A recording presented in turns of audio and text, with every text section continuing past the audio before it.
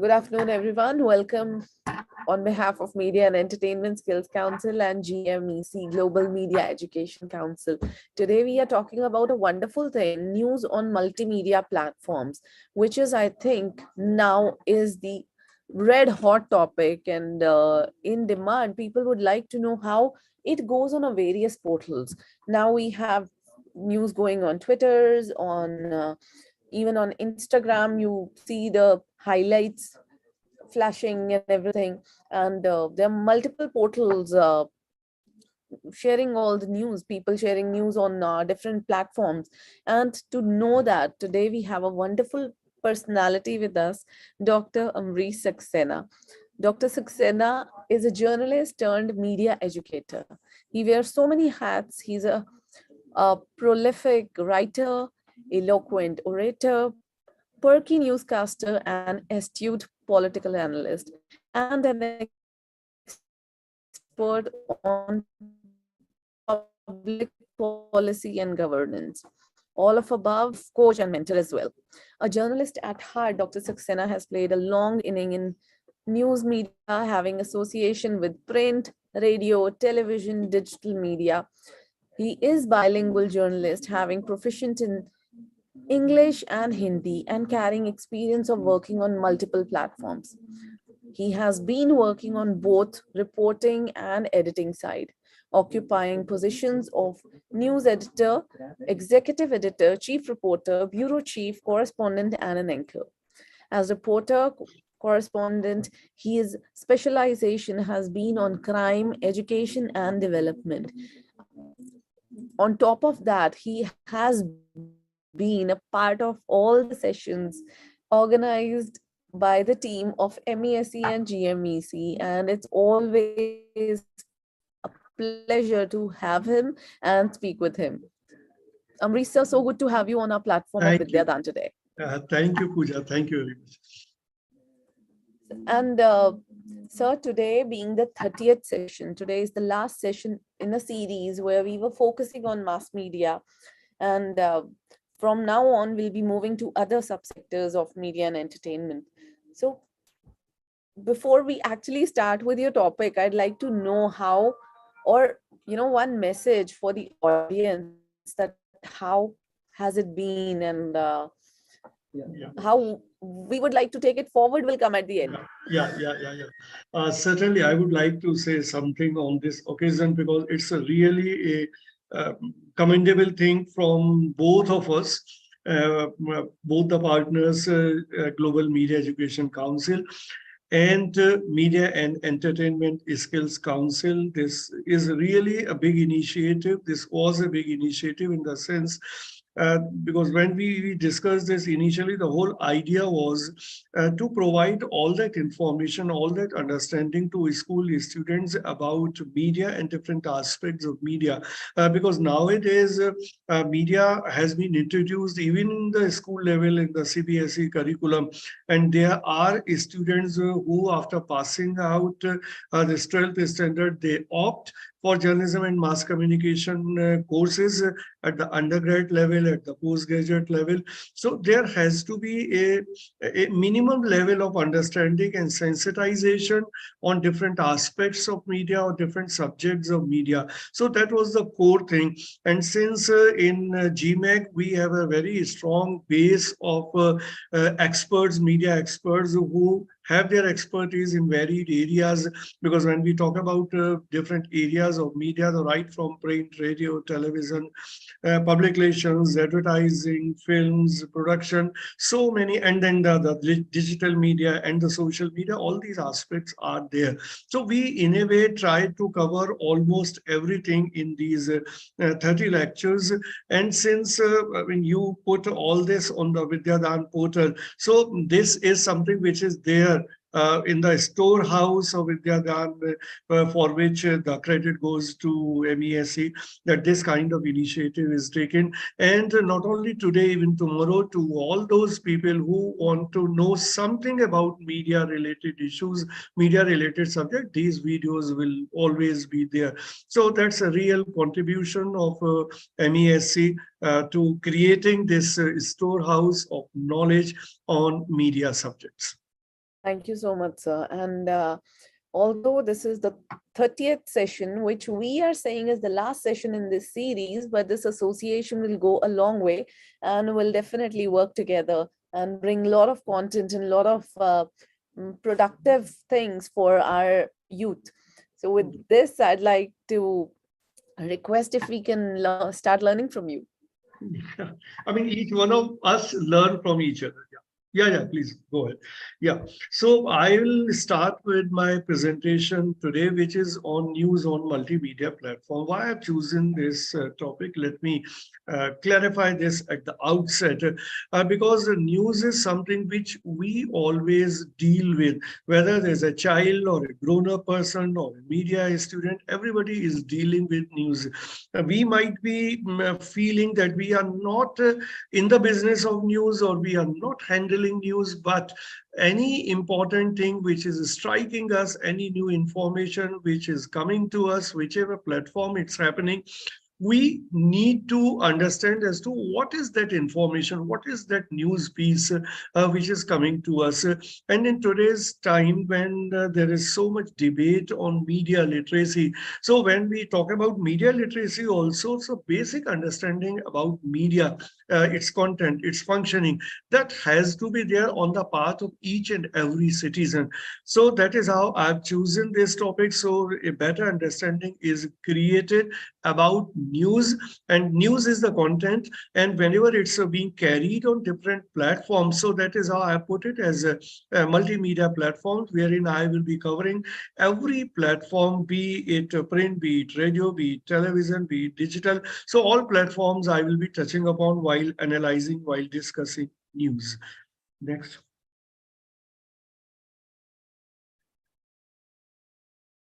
Yeah. Now, the basic thing, what exactly is news? There could be multiple definitions. I have tried to put the easy one for everybody's understanding. So news is something which is new and unusual. What is meant by new?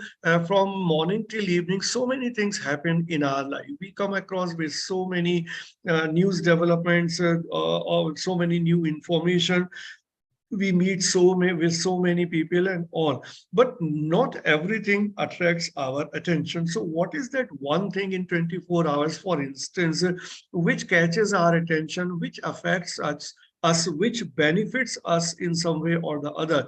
That is meant by new, and it has to be unusual in the sense, the usual things in our life from morning till evening, whatever we do, whatever work we undertake, or whatever profession we are pursuing.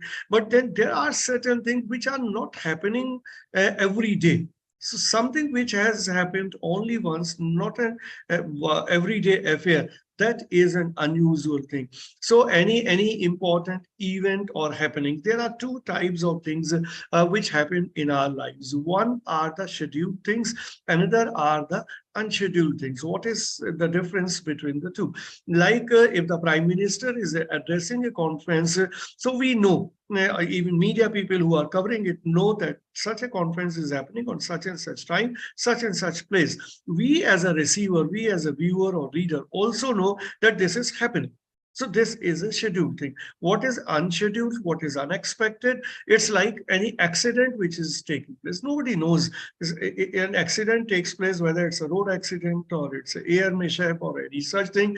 Then the news media, news persons, they, as soon as they get an information that some such thing has happened, they rush to that spot and cover some. So it's a any such thing which is recent and which is new, and then which affects the readers directly. Now, as I gave you these examples, what is meant by this? something which is affecting us, like if a new policy has been introduced by the government, or there's a change in income tax rules, there is a new slab of the taxation which has been introduced, it is affecting us, right? And then also any such thing, like as I just now gave you the example of accident. So if an accident has taken place, so it catches our attention, because we always start thinking ki, there might be somebody close to us involved in that, but otherwise also there is a natural empathy in each one of us to human lives. So immediately that catches our attention. So any such thing wherein people are involved, as the recent examples I told you, or the places are involved. Places are involved means anything which is happening in the country, or in our city, or in the national capital, in the state capital. So these things become important for us. So any event or any such situation, suppose we are going on the road and we come across with any such situation wherein, again, if I'm taking allowed to take the same kind of example, if an accident has taken place, now we are passing through the road. Now we immediately swing into action and we try to help the people who are suffering because of that, and then we write about that. It's not always I will be basically talking about the news media, but I will pick up examples wherein we are also generating some kind of content. So in this example which I was giving you just now, so I'm passing through that area and I find some such thing, so I provide some kind of help, or somebody else is providing any such help to the people who are suffering, and I decide to write a piece on that on any social media platform. I write something on the Twitter about such incident that has happened. So that is also a news. Now, another important thing which we need to understand, what is the difference between the news and the information? Common people hardly makes any difference between the two. But here I have tried to make out this distinction between the information and news. Information is a raw material and news is a finished product. What does it mean? This means if suppose I'm sitting in my room and somebody comes to my room and tells me that outside the road, the road outside my office, there was a clash between two groups of students. Now that person might be narrating the whole thing in his or her own style. That from one side, the group one group came, from the other side another group came, and then there were some rods coming out, there were some stones were pelting. So whole description of the thing might be done by the people, right? But when as a newsman I will start putting that in my own words, so I have to put all that information in an order. So what will be that order? The first thing will come first. I mean the final clash. If suppose there are 5 people injured in that clash, that is the first thing. So if you're writing a news item, writing a piece on that, I will write that 5 people injured in a clash between two groups of students at such and such place, at such and such time, on such and such date. So that is a finished product. Right now, another thing, that sources give information. As just now I gave you this example, somebody gives me the information, that is my source. Now I am putting that information in the form of a news item. So who is doing that job? The reporter is doing that job. So reporter is converting a piece of information received from a source in the form of a news item. Right now, information can be anything. Information can even be vague. Sometimes there is a vague information, which I am a reporter working in a news organization. Some information comes to me, but that's so vague that I decide that nothing comes out from this information and no news can be made out of this. So I will simply discard that information. So which information I will use to write a news report? Only the verified information. And that's again the area which I touched upon right in the beginning, that this media literacy aspect. Media literacy tells us to understand which information is to be used, which information is to be disseminated, which is not to be disseminated. So any information which is coming from the credible source and which can be cross-checked, which can be verified, only that information will become a news. Then can information is something which can flow from anywhere. I mean, there could be multiple sources through which the information is floating to somebody, to a news person or to a citizen. But not everybody is authorized to use that information to convert it into a news item. So only the media organizations can do it. Let me clarify this. Why only the media organizations? Because we can even talk about that any common person is also creating an information. But then the source has to be credible and cross-checking has to be there. What is difference? What is the difference between a news organization or any individual creating a news item? Is this that in a news organization there are cross-checking happening. There is a gatekeeping. There's a whole concept of gatekeeping in media. There's a gatekeeping happening. What does it mean? This means just one person is not the final authority to create something and to put that news on any platform. There will be two, three, four people involved in the process, wherein a reporter is writing a copy, the chief reporter is approving that news item, then the news editor is approving that item. Sometimes it might be going up to the editor, and then it is put on the media platform. This means cross-checking has to be there so that nothing unreliable, nothing unwarranted is presented on a media platform. Now, talking about elements of news. Now, there could be this right from conflict to human interest. These are the different elements which we normally talk about in news. I already gave you that kind of example wherein I told you that if there is a clash between two groups of students and some kind of conflict is happening, right? So that becomes a news. Or progress means, the example here could be if there is an increase in the GDP of the country. So that's a progressive mode. Or if fresh infrastructure is created, or a new airport is built, or a new flyover or a new highway is created. So that tells us to what is the progress happening, what is the development happening in any area. So that becomes a news.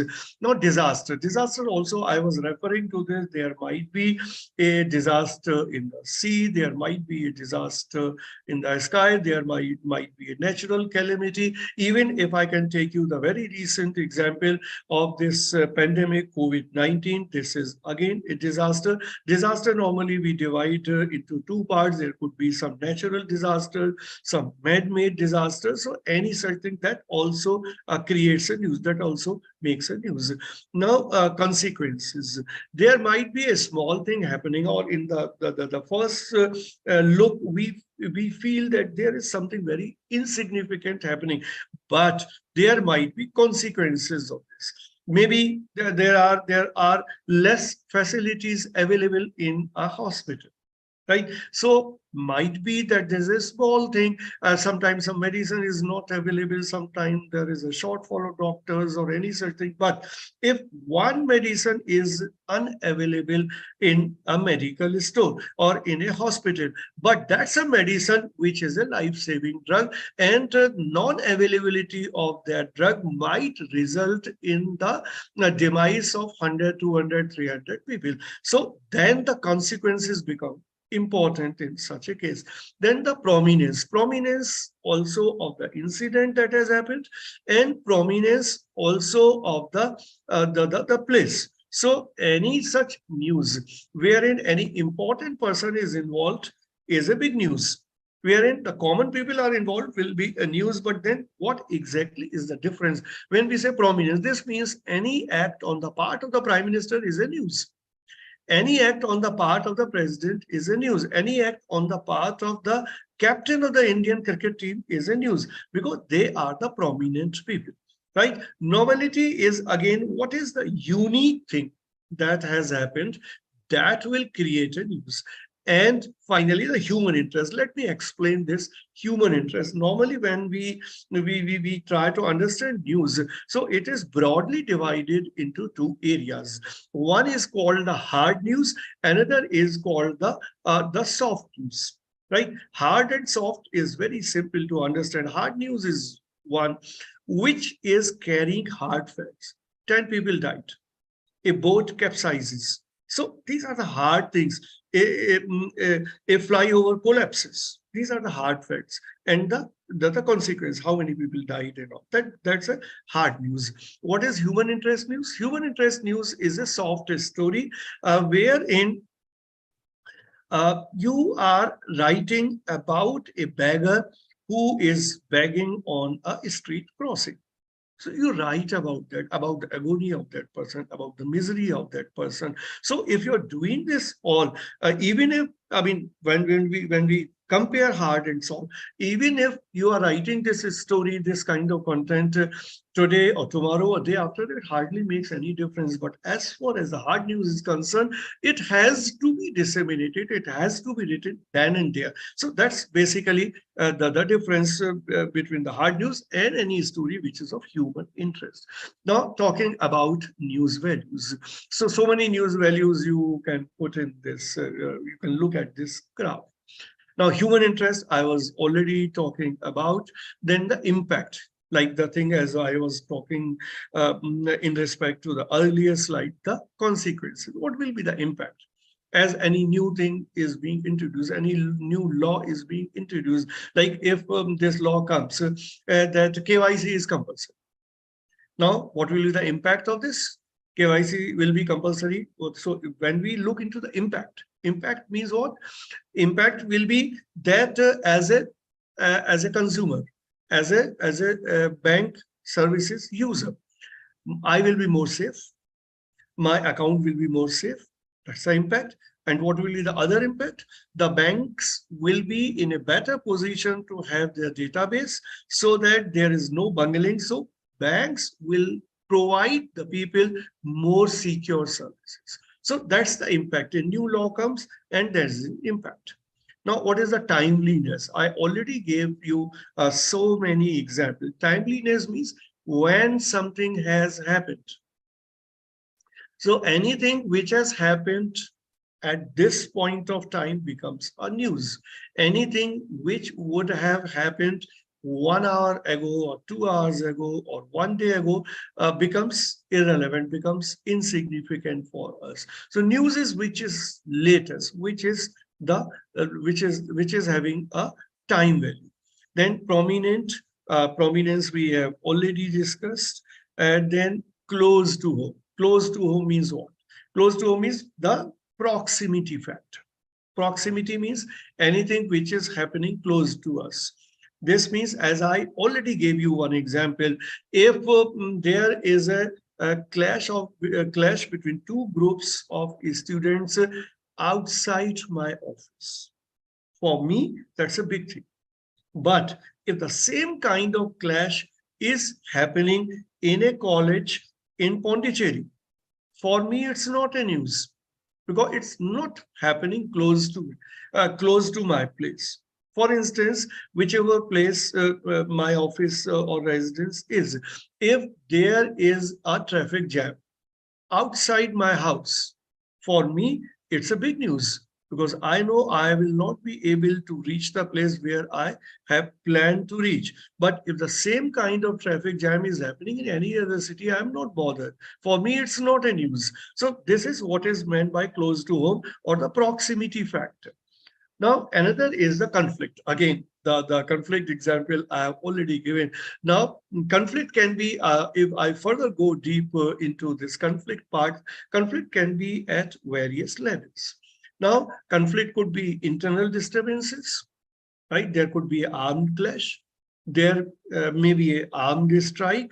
there may be a terrorist attack, there may be an operation by the police or by the paramilitary forces against the insurgent, or there might be a clash on the borders. There might be a clash like the Russia-Ukraine kind of thing, wherein Ukraine has attacked, wherein the Russia has attacked Ukraine. All these things will come under conflict. And then unexpected, unusual, as I was already talking about, anything which we never thought of. I can give you a very, very interesting examples to which you can easily relate to. Now, what happened on 26/11 in Mumbai? Nobody could ever thought that terrorists will come from Pakistan via sea route and will conduct an attack in Mumbai. And such an attack wherein so much casualty will be there, and our administrative and police machinery would be completely unable to handle the situation. So that's an example as to what is meant by unexpected. And current again, I've talked about anything which is happening most recently. For instance, again, if I give you a very latest example, elections are happening these days, and during the past 1 week, the polling happened. Like in MCT elections in Delhi, the polling happened on this Sunday. And in Gujarat, two-phase elections happened on the 2nd and 5th. And in Himachal, before that, the election happened. Now, the exit poll were there on all the television channels yesterday. Now, this is something which is correct, meaning thereby everybody is interested. Each one of us are interested in knowing as to who is winning where, which party is going to form the government. So this is something which is very correct. Now, moving on,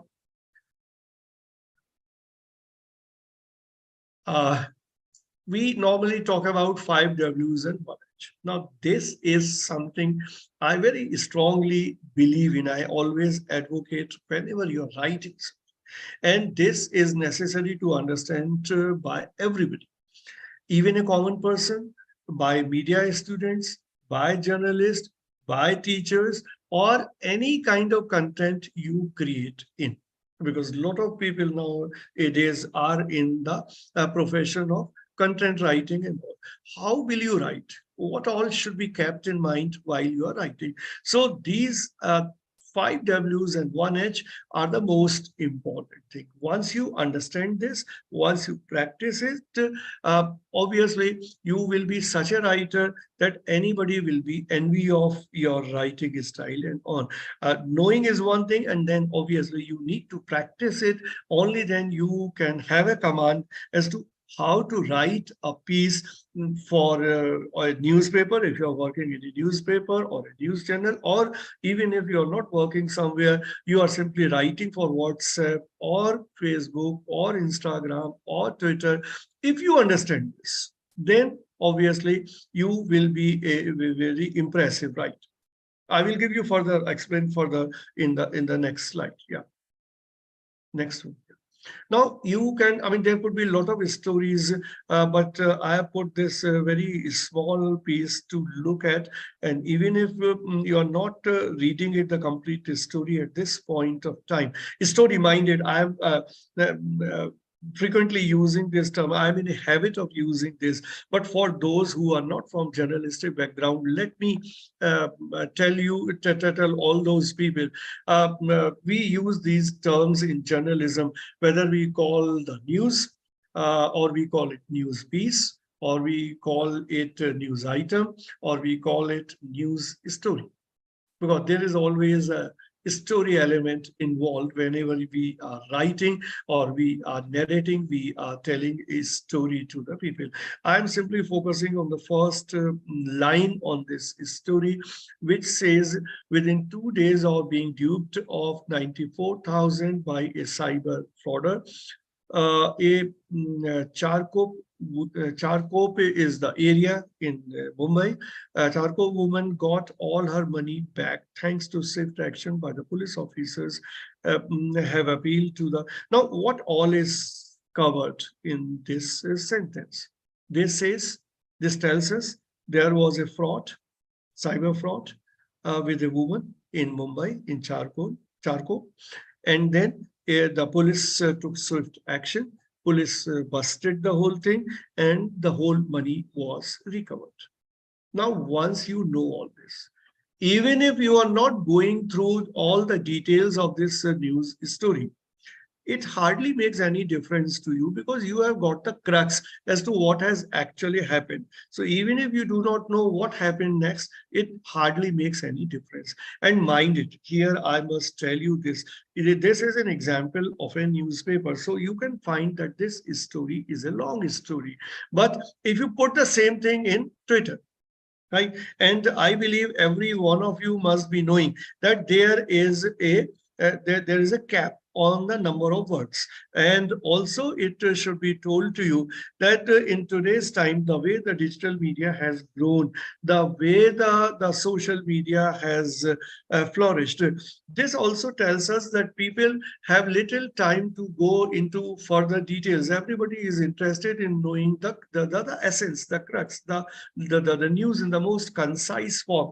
And if we can take example from Twitter, there is a cap as far as the word limit is concerned or the characters are concerned. So you can write only 280 characters on Twitter, which is approximately 40 to 70 words if we are counting this along with the spaces given. Now, you can find that how much space constraint is there on media platform. It's not there that any story can go to any length in print media. But if we compare this with Twitter, if we compare this with other social media platform, obviously on the print side, you have some scope of writing a long story, which is not possible in the case of a digital media or the social media platform. Yeah, next. Now, after 5Ws and 1H, 5Ws and 1H, I think should be understood by everybody, but then I will further explain as I move further in my presentation. But along with 5Ws and 1H, another thing which is important is the inverted pyramid style of writing. Now, those who have not heard of this, let me tell you those people what is meant by inverted pyramid. Like you all know the pyramids of Egypt. Or if you make it reverse, I mean the bottom is on top and the top is in the bottom, right? Now, so what becomes the most important thing? The most important, any information which might be having 20 details. But what is the most significant, most important detail that will come on top? And we will try to answer the all 5Ws and 1H. Now here, one thing I must tell you all. When we are writing a news piece, news story, or any piece which is very concise, which is very to the point, which is very focused, and wherein we are trying to limit the piece in terms of words. So what we need to do. If I pick up examples from the practicing journalism, then there is a practice in journalism that not all 5Ws and 1H need to be answered. This is a departure from the convention. Till 20 years back, all 5Ws and 1H were being answered. But in today's time, all 5Ws and 1H are not being answered. Now, which are the 5Ws and 1H which need to be answered? Only those which are relevant. Relevant means if something has happened. Now, if I take an example, if an accident has taken place. Now, what will be important? How many people died? The H will become important. What happened? W. What happened? An accident happened. So that W becomes important. Who were involved in the accident? Maybe school students, maybe the elderly people, maybe the only women or whatever. So who all were affected? Now, not all W's may be relevant in relation to that story. So those can be avoided. So the modern practice is that only those 5 W's and 1 H need to be answered, which are relevant to a story. Others can be left out. Or another option is that the same story can be divided into 2 paragraphs. The first paragraph carrying 50-60 words, another paragraph, the subsequent paragraph carrying 50-60 words. And then 3 W's are answered in the first paragraph. Rest of the 2 W and 1 H are answered in the second paragraph. So both options are there. Either the same story can be divided into 2 paragraphs. So in 50 words, in 100 words, or the rest of the things can be avoided and only the important W's are answered. Right now, subsequently, suppose if there is a story which is running into 5 paragraphs. So the 2 paragraphs are covered in the most important information aspect, then more details. What will be the more details? Like if I pick up the earlier example, I gave this example that there was a clash, violent clash between 2 groups of students. Right now, the what will be covered in the first para? The most important, 10 students injured in a violent clash that happened between 2 groups of students outside such and such college in the afternoon hours in sector so and so of the city. Yeah, this will become the first paragraph. Right now, what could be the more details? More details could be that the students who are involved in the fight, they belong to these 2 colleges, this college A and college B. Then another additional factor could be they were the students of media or journalism or the law or the management studies or whatever. Now, this clash took place at a location which is mostly full with the students, or there could be an additional fact that this clash took place at a place wherein the police outpost is hardly 50 yards away. Now, there could be additional factors wherein the police swung into action and arrested the students who were involved in the clash. Now, these are the subsequent details, which we put it in the second part, the more details part of the. And then there could be the least important. So one important thing, the last thing that I have written in this graph is leave the string. Leave the string means news is always inconclusive. News is never a finished thing. Maybe if a story is written in 5 paragraphs, right? As I gave you just now example. Now, if as a writer, I want to add one more paragraph to include the reaction of the college authorities, right? If I give the reaction of the college authorities, the 5 paragraph story will turn into 6 paragraph story.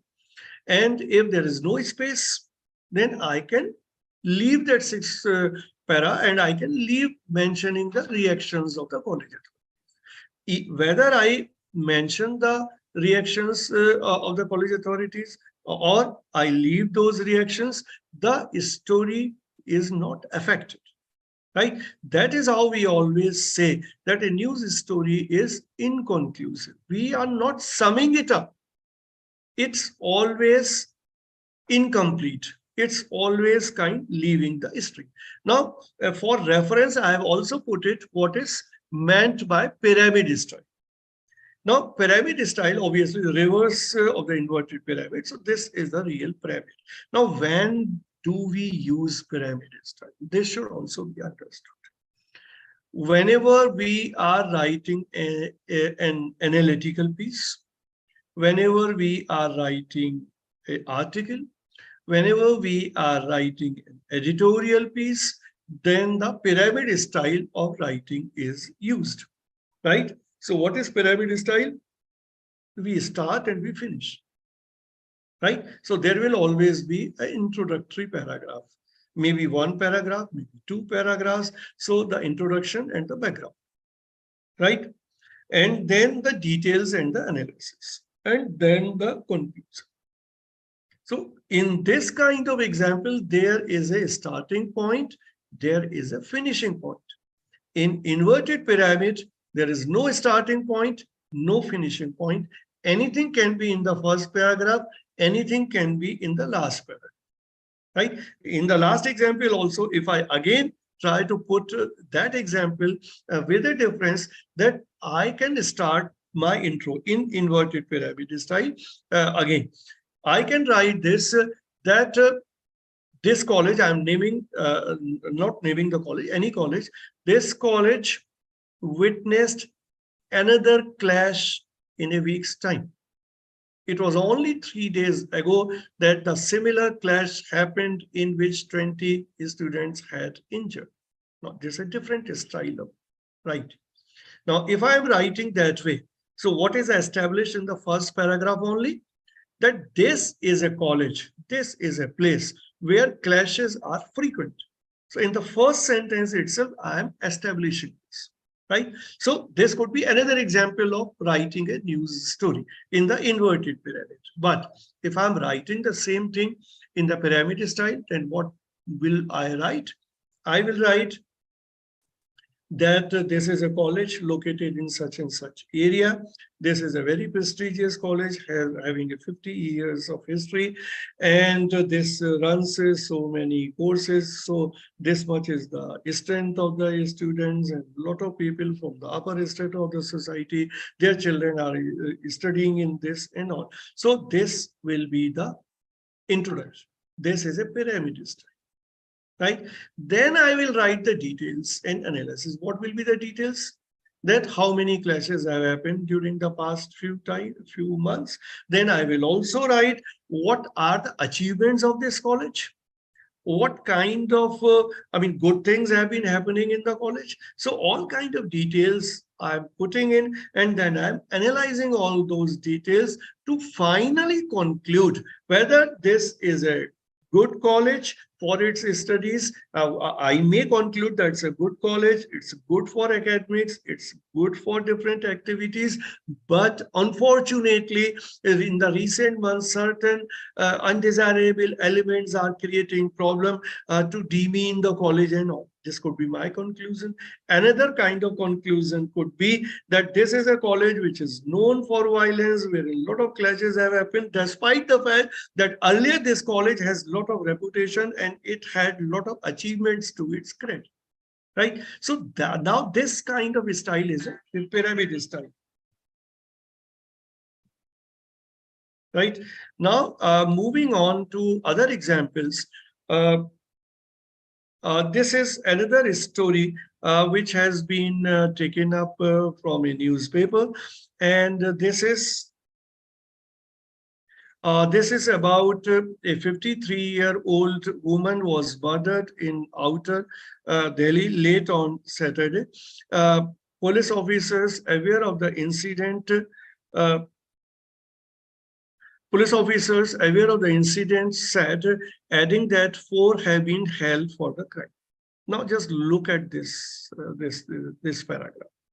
What all is covered in this news story?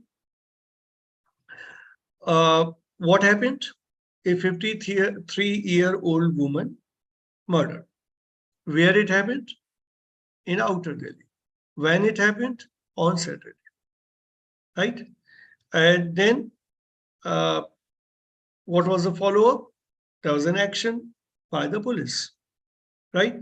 And what was the outcome of the police action? 4 people were arrested. Right? Now, in this, almost all 5 W's and 1 H. H is how. How is basically telling us the process. How is basically telling us the process. So what was the process? An incident happened. The police came into action. conducted the investigation, and 4 people were arrested. Right, next. Okay, now talking about news sources. Now, news sources is firstly, I've written this official and unofficial sources. Now, what is meant by official and unofficial? Official sources, like if again I'm picking up the same kinds of example which I'm giving you already, so that there is a link created and you can make out what all I am trying to explain you. Now, if there is a road accident and I am a reporter covering that road accident, what are the possible ways of collecting the information and writing the news stories? I may go on the spot. I can talk to the passers-by. I can talk to the affected people. I can talk to the eyewitnesses. These are all unofficial sources. And what will be the official sources in this example? I can call the SHO of the police station under which that area falls. I can talk to the SHO, I can talk to any inspector who is the investigating officer, I can talk to the hospital authorities where the injured would have been taken. In hospital, I can talk to the doctors. If unfortunately somebody would have succumbed to injuries and death has happened, then the official source will be the doctors and the other officials posted in the mortuary. And then I can also talk to some DCP or ACP, the senior officers. And if something major has happened, I can even talk to the Home Minister, Home Secretary. These are the official sources. People who are occupying responsible positions become the official sources, and those who are not official sources means those who are not authorized to talk about something, who are not responsible for handling something, but any common person could be there. Those will be the unofficial sources. Then what are the other sources? The official records, the publication, like if I'm writing something, sometime I may be referring to such and such act.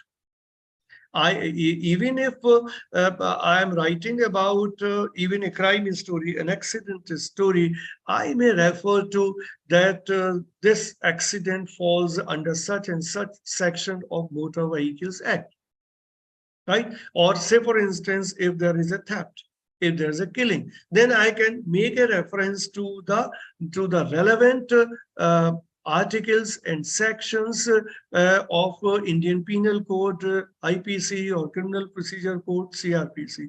Or if I'm writing any, like as earlier I was giving you this example, that there is a change in the taxation slabs. Now, what are the new slabs? Where those things are published, right? Whether that has been notified by the government, whether that is there on the website of the Press Information Bureau, whether that has been published in the official gazette. So that also serves as a source. Then officials in government or business organizations or corporations. Now, I was giving you examples that how the government officials are the official sources. But same thing can be applied to even business organizations, means the non-government entity, the private entities. There might be some business organizations, there might be some charitable organizations, some NGOs, even schools or colleges. Like as I earlier was giving you the example that there was a clash among the students. So for me as a reporter, there could be the principal of the college, could be a source, who is an official source. Then witness of crime, accident, this example I have already given. These are the unofficial sources. Then people involved with or affected by a news event or issue. Like any new rule is introduced, any road is closed, any traffic diversions happened. Then what will be the impact on the people, how they will get affected. right? So that becomes important for us. And in such a case, we have to talk. If I'm writing this as a news item, I need to talk to the people who are affected. And at the same time, I can also talk to the traffic authorities, who will then be my official source. Then individual sources, I mean, some sources could be at the institutional level. I'm talking to somebody like I'm talking to Ways and Measurement Department. I'm talking to the Income Tax Department. I'm talking to any government office. So those will be the institutional things. But then when I'm talking to the individual people, those will be my individual sources, right? Nowadays, with the advent of digital media, a lot of things have changed. Uh, Particularly when this social media has come. Now, how this online sources and social media work, I give you a few examples to make this clear. Like if I'm writing, I'm a journalist, I'm writing on some issue, right? But then I want to cross-check certain facts. How can I write? I can go to the website of Press Information and can get my facts cross-checked. I can go to the website of Home Ministry. I can go to the website of the traffic police. So these become the online. I don't need now to call the concerned officials and asking for details. That can be done, that may be done, may not be done, but then online sources are available for me to collect the facts and to cross-check the facts. And what is meant here by social media platform? Like we all understand that which is the most important social media platform nowadays for the collection of information and which serves as a great source is the Twitter. Nowadays, the way the practice has changed, even in the official circles, even at the level of the governance, the PMO, the Prime Minister's office, put all the details of what all Prime Minister has said, what all Prime Minister is doing, what the government is doing. Different ministries, every ministry has a Twitter account. PMO has a Twitter account. Even the private organizations, they have their Twitter account.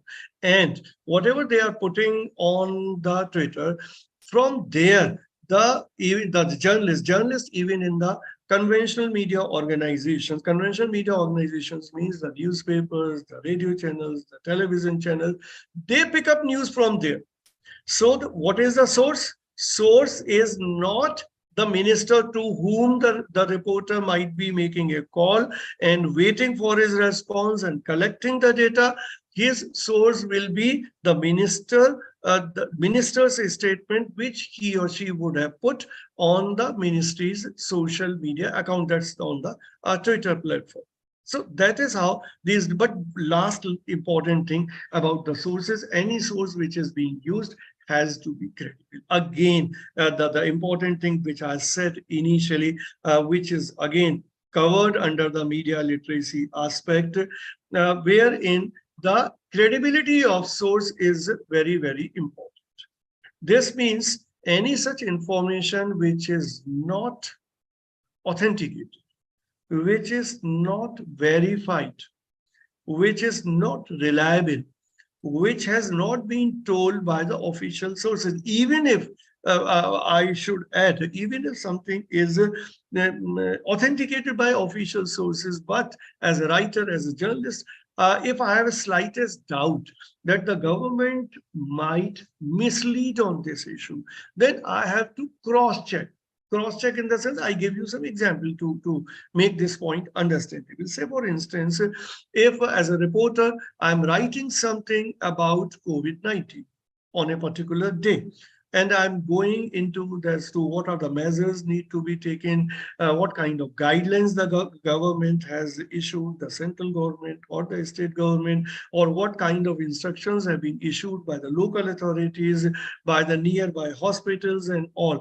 But if I doubt that a hospital claims that out of 300 people brought to the hospital, only 3 people died, and my sixth sense says that number should be more than this, then what should I do? I should cross-check the figures from the mortuary, because anybody who is deceased has to be taken to mortuary or to any such place. So I have to cross-check the data from the release by the hospital or from the ward to any such register which is maintained in the hospital, or data which is maintained by the hospital, like the data which is finally being compiled by the government sources. This is one example. Another example in the same thing could be that the government announces certain measures to combat COVID-19. But I, as an individual, as a journalist, feel that there is something missing in these regulations issued by the government.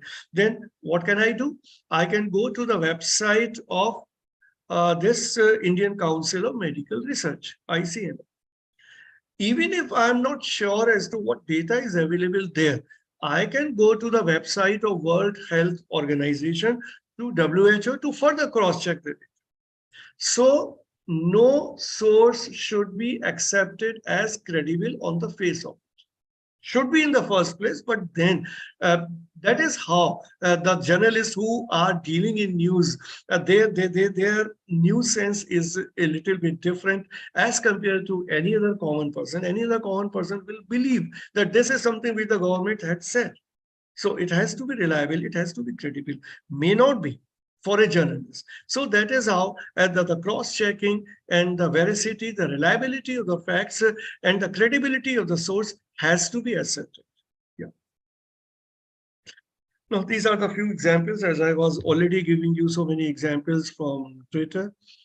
So you yourself can go to the digital media to find out all such examples and to make out as to how 5Ws and 1H, how inverted pyramid style, how the reliability of the content, how the veracity of content, how the verification of the source, credibility of the source, all that is important. So if there are any questions, I'm open to taking up that. Thank you so much, sir, for sharing all the details and how you have covered everything. When you were covering the topic of, news sources, we had couple of questions. How do you trust the source, or how do you analyze the source is giving the correct information? Uh, See, it's really difficult. If somebody is a journalist, then obviously he or she will be able to do this given his professional training, given his or her experience. For a common person, obviously it's difficult. So what I would suggest, if even for a common person, suppose I am a commoner, I'm going through a road and something happened. I notices it and I write about that. Right. So I am innocently doing it. I can always do it. But then I may not be able to understand what is exactly the fishy about that incident. That might be an engineered accident. That might be something done deliberately. It's not a natural accident. All these things. So there, obviously, as a common person, I'm not able to do that. But what I can contribute is that if I'm putting all that on my social media platform, then police will come into action, particularly if I pick up examples from Twitter. So as a common person, if I'm writing about something, even if I'm not investigating into the facts, even if I am not knowing as to what kind of source have to be there and what are the sources, but if genuinely whatever thing has happened before my eyes, if I am a witness to that, I can write about that. And any such writing helps, because journalism is what? Professional journalism. Professional journalism is, in a way, is a bridge between the people and the government, between the people and the police. So if as a reporter I'm working in Times of India, I write about a story, police will always take cognizance of it and will take action. Similar is now with the advent of social media. If I write that story on Twitter, and if I know that this is the geographical location of that accident, and I simply tag the SHO of that area or the police commissioner of Delhi, the action will happen. So that is how the social media has come to our help. And that is how, even if we are not so much clear about the source, even then we can go by that if something has happened before our eyes.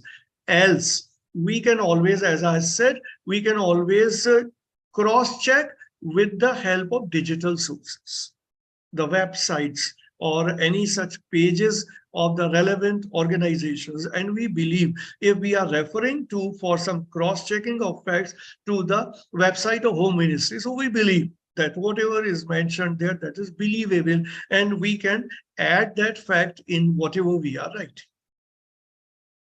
Right, sir. Thank you so much. Now, I have a request from someone. They want you to cover that the inverted pyramid again. Inverted pyramid is very simple. If I can further try to simplify, inverted pyramid is the most important thing should come first. In fact, I give you the background and the example, then things will become clear. What was happening in the Second World War? In the Second World War, there were so many war fronts in Europe and in other parts of the world. And 10, 20 places, 30 places, the fight was on. And newspapers were reporting. Now, the problem that was being faced by the readers, they had to write the full stories. I mean, all pages to make out what happened. Right now, if that particular thing, what happened, is put in the first paragraph, that becomes the inverted pyramid. Like if there is a, suppose if we take this live example of Russia and this Ukraine. Now, on any day of fight, on any front, suppose if we take the example that in Kyiv, the capital of Ukraine, there was a bombardment by the Russian Air Force, right? Now, that bombardment might be having so many aspects. Like one could be that 10 planes of Russia bombarded bombs on Kyiv. This happened for 2 hours or 3 hours. This could be that 200 or 300 tons of explosives were thrown. This could be that 100 people died. This could be that 10 high-rise buildings collapse. So this is different aspects of a particular day of bombarding. Now, when we put all this into inverted pyramid, what will we write? What will be our first sentence? 150 people died and 5 high-rise buildings collapsed in a 4-hour bombarding by Russian planes in the capital city of Kyiv. Now, this is inverted pyramid. Detailing could be further. Further detailing could be that in the buildings, 5 high-rise buildings, one building had the office of the Home Ministry, another building was having the office of the Atomic Energy Ministry. We can write that out of the 5 buildings, this 5 were the residential complexes. We can give the details. Out of 150 people, 50 were children, 30 were women, and then 30 were the elderly people. We can give details that the power supply got disrupted. We can give details that the water supply got disrupted.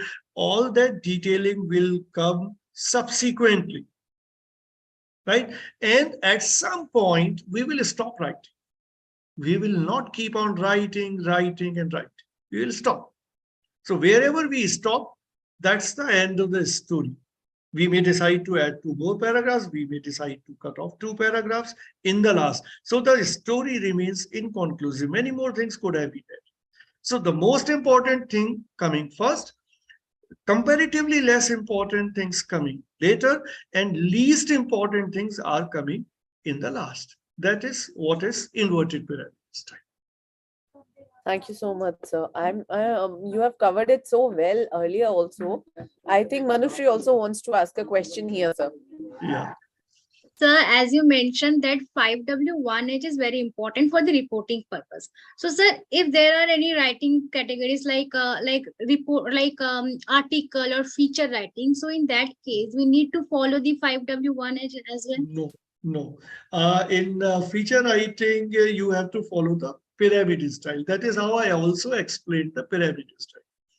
But mostly what we write, features, pyramid style, articles and analytical pieces, pyramid style, editorial pieces, pyramid style. But here you should understand pyramid style is used for a specialized kind of writing. Normally, we are not writing the 20 paragraph analytical pieces. Those articles are written by experts. But common people, whatever, if you're writing something on Twitter, you're not writing 20 paragraphs. If there's a limit. If you're writing on Facebook, at the most you will write 50 words, 60 words, 80 words, 100 words, not more than that.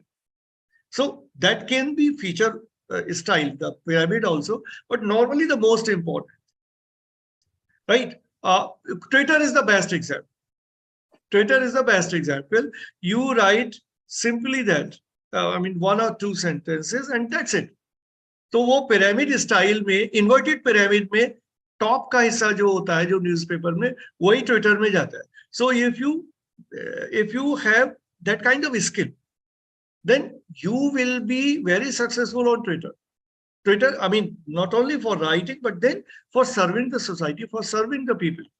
Like if you can write on Twitter that there is a patient lying in the hospital bed, counting for his or her days, but the health insurance company, naming the health insurance company, has not responded for her or his medical bills reimbursement. That's it. This is inverted pyramid. What about the story writing? So do we need to follow the 5W1H for story writing? Exactly. 5 Ws and 1 H is very sacrosanct. In television, the same style is used. In radio, the same style is used. In news portals means whether you take example of Wire or the print or the news laundry, the same example. Every platform uses the same style. Article writing, feature writing are the exclusive pieces of writing. Routine writing is always this much. 5 Ws and 1 H. Corona में क्या हो रहा था? Everyday news यही थी कि 2,000 more people got infected. 5,000 more people got infected. 500 admitted in the hospital, but then there are no beds. All 500 beds are occupied and people are finding no place. Inverted pyramid, nothing more. Further details could be there, could be added, but people were interested in this only, where the first dose will be administered, after how many days the second dose will be administered, from which month it will be. These are hard things, which is the 5 Ws and 1 H. कब dose लगेगी? Free होगी कि नहीं होगी? Who will do it? Where it will be done? Private hospital or government hospital? Who will be charging what? All 5 Ws and 1 H we are right. Nothing else. So for movie reviews? Movie reviews is a special kind of writing. Is a special. That are the exclusive pieces of writing. But not each one of us writing about the movie. Right? On a day-to-day basis, we write on Twitter. If we are not journalists, as a citizen, we are writing on Twitter, we are writing on LinkedIn, we are writing on Facebook. यहीं पे लिख रहे हैं ना, तो यहाँ सारी जगह there is a limit. आप Facebook पे भी क्या लिखते हैं कि today I attended this webinar. This webinar was on such and such subject. The expert was such and it was an impressive talk. हो गया 5 Ws and 1 H. So if you master 5 Ws and 1 H, you can be successful in media, whichever media platform you are working, print, radio, television, digital. And as a common citizen also, you will master on the writing skill so that whenever you are writing on the social media, it is making an impact. Thank you so much, sir. Thank you, sir. Ma'am, over to you, ma'am. Thank you so much, sir. You have today resolved the query of our team also. Yeah. I must add here. Yeah, there are so many things. Obviously, it had to be finished within the limited time. Also, 5Ws and 1H has to be followed in public relations strictly. Press release has to be in 5Ws and 1H style and in inverted pyramid style. Okay. That's no other format is prescribed. If you're writing a press note, press release, any PR note has to be in 5Ws and 1H, nothing else. And now it's giving me a feel that we should have started with your session. No, I had decided to talk about any such thing which is relevant for everybody Yes. and which each one of us are dealing with on a day-to-day basis. Instead of bombarding with all high, big facts and all. So that I don't do normally also. Right. So very well and very user friendly is the word when we talk about anything, that it's a user friendly device or something, but your presentation was user friendly to a level that everybody, I'm sure, would have understood it, and the people were keen to understand it more, which shows how interestingly you have covered it all. So thank you so much, sir. And I'd like to appreciate Team GMEC for all the coordinating this series of mass communication. We hope we'll get to work with GMEC more, and together we can make a change in media and education sector. Not just mass comm, maybe the other subsectors also of media and entertainment. Your team can support, and we can work together. Yeah, sure, for sure, we'll do it. Thank you so much, sir. We'll meet offline or some other time online to discuss more about how we can collaborate and work together. Till Yeah. then, really thank you for the entire 30 days. Thank you, Manushree, for your constant support and your coordination. It was really helpful and we really appreciate it. And thank you everyone for being there on the series. And yes, you can download your certificates from 15th of December from the website vidyadan.net, www.vidyadan.net. You can download all your certificates that you have attended the session. And we really wish to thank all the 30 uh, guest speakers who have covered the series and make it more useful and rich content which is being created in these 30 days. Thank you so much, sir. We hope we'll meet soon. Till then, take care, enjoy, and guys, everyone, take care. Now we are coming up with a workshop on dance on Kathak by Miss Lakshmi, which is happening on 12th of December. We'll connect, we'll share all the details. Do follow us on our social media handles to get the updates. Take care. See you